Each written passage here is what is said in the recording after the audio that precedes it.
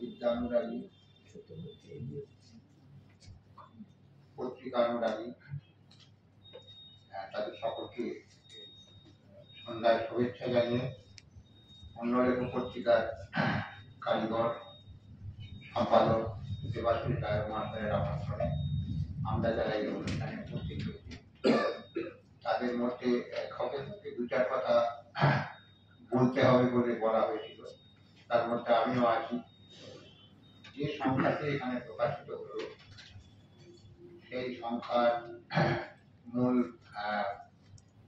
আকর্ষণ বা কেন্দ্রীয় ব্যাপার যেটা, সেটা হচ্ছে অনুবাদ। অনুবাদ নিয়ে ঝগড়াঝাঁটি, মত পার্থক্য, নানা রকম মতের জটিলতা, এসব আপনারা জানেন। সেটাও আমি খুব ভালো জানিও না।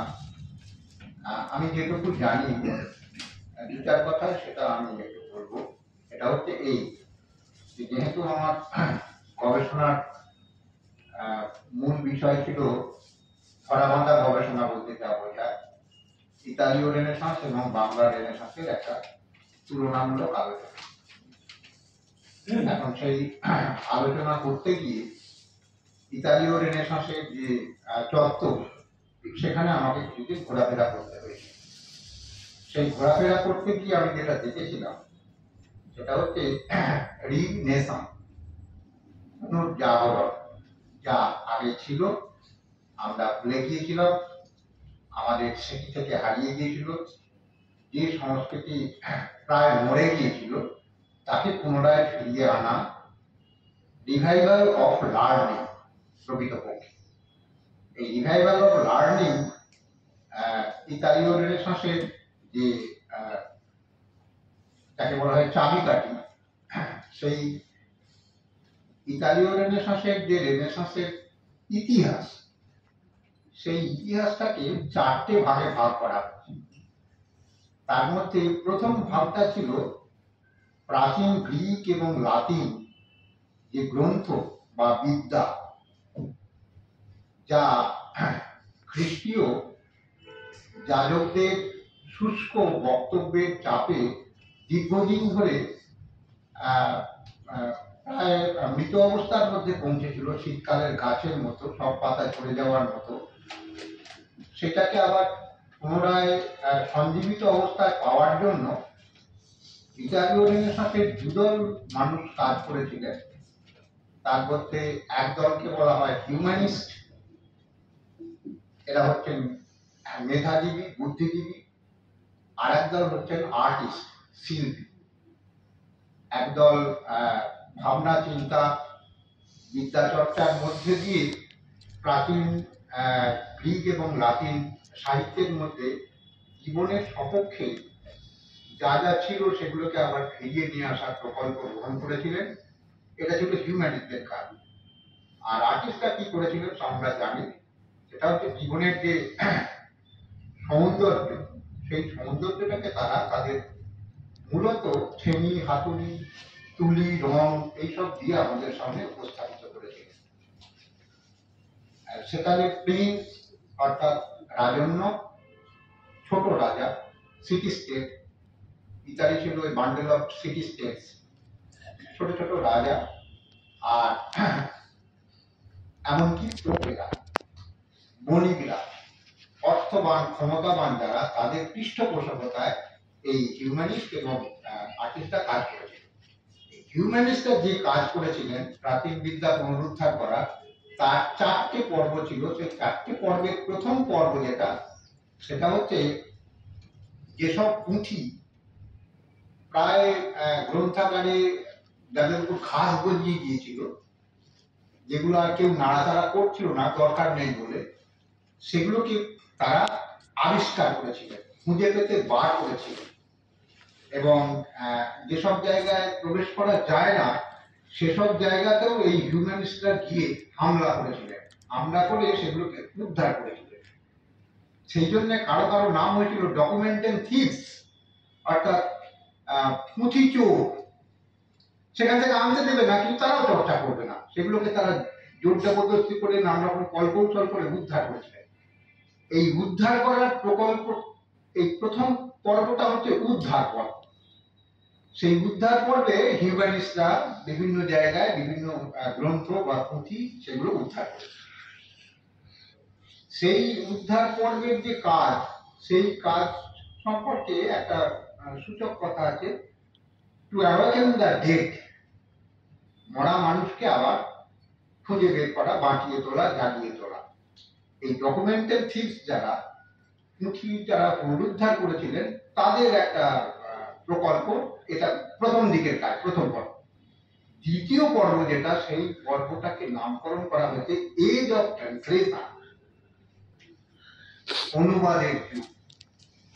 গ্রিক ভাষাতে এবং লাতিন ভাষাতে প্রাচীন যে সমস্ত গ্রন্থ ছিল, সেই গ্রন্থগুলিতে এই হিউম্যানিস্টরা, অর্থাৎ যারা গ্রিকবিদ এবং লাতিনবিদ, যারা প্রাচীন সেই ভাষায় যাদের অধিকার আছে, দখল আছে, সেই পণ্ডিতরা এগুলোকে একের পর এক তৎকালীন ইতালীয় ভাষায়, তৎকালীন ইউরোপ বুঝতে পারে এমন ভাষায়, সমকালের ভাষায় সেগুলোকে তারা অনুবাদ করেছিলেন এবং সম্পাদিত করেছিলেন টিকা সহকারে। এই টিকা সহকারে অনুবাদ করার যে প্রকল্প, এই প্রকল্প ব্যাপকভাবে চলেছিল গোটা ইতালি জুড়ে। এরাজমুস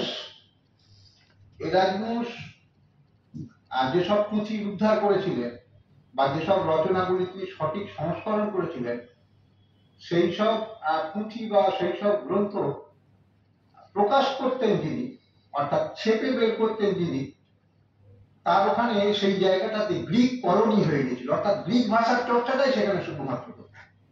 এই অনুবাদের মধ্যে দিয়ে প্রাচীন বিদ্যাকে নিয়ে আসা, মধ্যযুগের সঙ্গে, মধ্যযুগের সংস্কৃতির সঙ্গে সম্পর্ক ছেদ করার জন্য আধুনিকতার পথে পা বাড়ানোর প্রয়োজনে প্রাচীন বিদ্যাকে পুনরুদ্ধার করে অনুবাদের মধ্যে দিয়ে সমকালের মানুষের হাতে তুলে দেওয়ার যে প্রকল্প, এই প্রকল্পের কাজটা হচ্ছে রেনেসাঁসের ক্ষেত্রে অত্যন্ত গুরুত্বপূর্ণ ছিল। ইতালীয় রেনেসাঁসের অনুবাদের যুগ, তারপরের যুগটা হচ্ছে এজ অফ একাডেমি, অর্থাৎ বিভিন্ন একাডেমি গড়ে উঠেছিল। সেখান সেই এক একটা একাডেমিকে কেন্দ্র করে কোনো জায়গায় প্লেটোর চর্চা হতো, কোনো জায়গায় অ্যারিস্টটলের চর্চা হতো। এসব বড় বড় হিউম্যানিস্ট যারা, তারা রাজনৈতিক বা রাজাদের পৃষ্ঠপোষকতায় তারা সব সেসব একাডেমি তারা তৈরি করেছে। গ্রিস দেশে যেটা ছিল আর কি, নানা রকম বিভিন্ন ধরনের দার্শনিকরা তাদের স্কুল গড়ে উঠেছিল, তাদের শিষ্য প্রশিষ্য সেইভাবে জ্ঞান প্রবাহিত হতো আর কি। যেটা রাফায়েল তার স্কুল অফ অ্যাথেন্স যে ছবি, সেই ছবির মধ্যে দিয়ে 58 জন দার্শনিকের ছবি তিনি এঁকেছেন, এবং কে সফিস্ট, কে স্কেপটিক, কে সিনিসিস্ট, এই সমস্ত তারা করেছিলেন। এটা ছবির মধ্যে দিয়ে তিনি প্রতিফলিত করেছেন। কিন্তু বিদ্যাচর্চার ক্ষেত্রে অনুবাদের ব্যাপার যেটা, সেটা অত্যন্ত গুরুত্বপূর্ণ একটা ভূমিকা পালন করেছিল। সেই কারণে আধুনিক কালেও অন্যকে জানার জন্য, অন্য ভাষার সংস্কৃতিতে যেটা গজিয়ে উঠেছে, যেটা পল্লবিত হয়েছে, পুষ্পিত হয়েছে, ফলবান হয়ে উঠেছে, সেই সাহিত্যকে, সেই জ্ঞানকে অন্য একটা দেশ, অন্য একটা ভাষার মানুষের কাছে পৌঁছে দেওয়ার যে কাজ, এই কাজটাকে যখন প্রশংসা করা হয়েছে তখন বলা হয়েছে দার্শনিকরা হচ্ছে প্রফেট, তারা দেখান, দূরকে তারা দেখান।